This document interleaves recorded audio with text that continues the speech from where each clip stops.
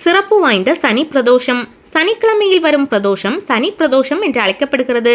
இந்த சிறப்பு வாய்ந்த சனி பிரதோஷம் அனைத்து கோவில்களிலும் சிறப்பாக கொண்டாடப்படுகிறது. சாதாரண பிரதோஷ வழிபாடு தரும் பலன்கள் போன்று 1000 மடங்கு பலன் தரக்கூடியது இந்த சனி பிரதோஷம். சிவபெருமான் தேவர்களை காப்பாற்ற ஆலகால நஞ்சை உண்ட நாள் சனிக்கிழமை. எனவே பிரதோஷ நேரம் சனிக்கிழமை அன்று வரும்போது சனி பிரதோஷம் என்று சிறப்பு பெறுகிறது. இத்தகைய சிறப்பு வாய்ந்த சனி பிரதோஷத்தன்று எவ்வாறு விரதம் இருக்க வேண்டும் என்று பார்க்கலாம். பிரதோஷ நேரம் என்பது மாலை 4:30 மணி முதல் 6 மணி வரையான நேரமாகும். திரையோதசி திதியில்தான் பிரதோஷ வழிபாடு நடைபெறுகிறது. அந்த வகையில் ஒவ்வொரு மாதமும் 2 முறை பிரதோஷ தினம் வரும். ஈசனையும் நந்தியையும் வழிபடும் இந்த தினம் சிறப்புக்குரியது. உலகை காக்கும் பொருட்டு நன்மையை நமக்கு தந்து தீமையான விஷத்தை சிவபெருமான் ஏற்றுக்கொண்டார். அவர் உண்ட விஷம் உடலில் இறங்காமல் கழுத்திலேயே நின்றது. அதனால் அவரது கழுத்து நீல நிறமாக மாறியது. அதனால்தான் அவர் நீலகண்டர் என்று அழைக்கப்பட்டார். விஷத்தின் வீரியத்தில் சற்று மயங்கி பின்னர் விழித்து நந்தியின் 2 கொம்புகளுக்கு இடையே நடனமாடிய நேரத்தை தான் நாம் பிரதோஷ நேரமாக குறித்து வழிபாடு செய்கிறோம். 11ஆம் பிறையாகிய ஏகாதசியில் ஈசன் விஷம் உண்டார்.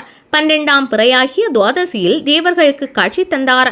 13ஆம் பிறையாகிய திரையோதசி அன்று மாலை பிரதோஷ காலத்தில் நடனம் புரிந்தார். இந்த நிகழ்வு நடந்தது ஒரு சனிக்கிழமை என்பதால் சனிக்கிழமையில் வரும் பிரதோஷம் மிகவும் சிறப்புக்குரியதாக பார்க்கப்படுகிறது. பிரதோஷ தினத்தில் அதிகாலையில் நீராடி திருநீறு அணிந்து நமச்சிவாய என்னும் பஞ்சாட்சர மந்திரத்தை ஓதியபடி உபவாசம் இருக்க வேண்டும்.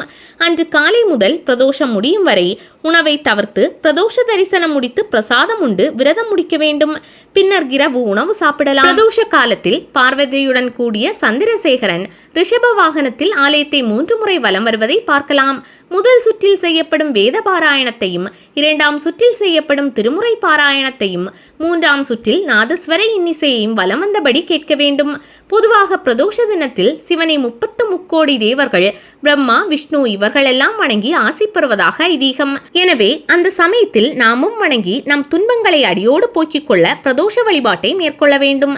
எத்தனை பெரிய துன்பமாக இருந்தாலும் பிரதோஷ காலத்தில் விரதம் இருந்து காராம் பசுவின் கறந்த பாலை கொண்டு சிவனையும் நந்தி பகவானையும் அபிஷேகம் செய்து வில்வெயிலை சங்குப்பூ வைத்து வழிபட்டால் பூர்வ ஜென்ம கர்ம வினைகளும் நாம் செய்த பாவங்களும் நீங்கி சிறப்பான பலன் கிடைக்கும்.